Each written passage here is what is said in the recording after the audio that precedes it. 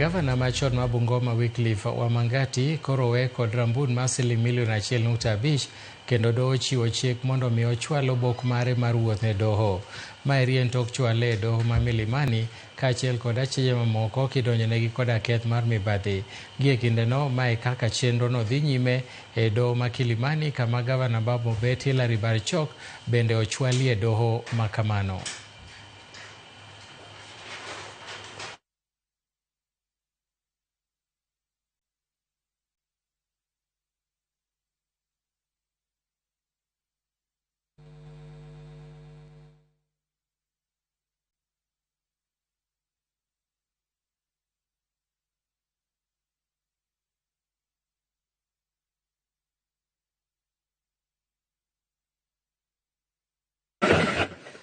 On the issue of him absconding, we've already addressed that particular issue. Mr. Manda?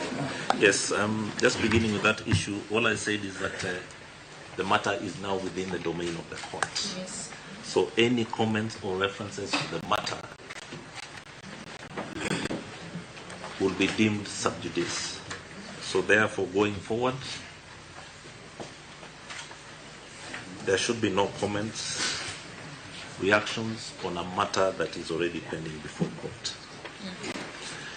Secondly, we reiterate that you should individually look at the charges each of the accused persons is facing.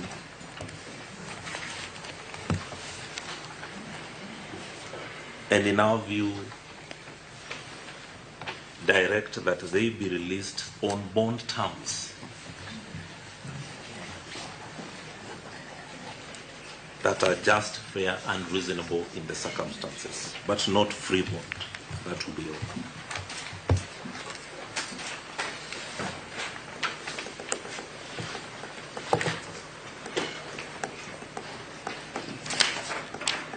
Mr. Mansour, you're on your feet. Or it's that you don't have a seat? I'm anxious to get the bail terms. Okay.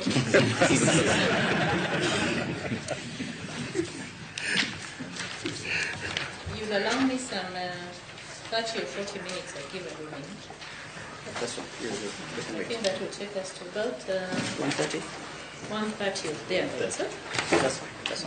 That's okay. So we'll resume for then. Thank you.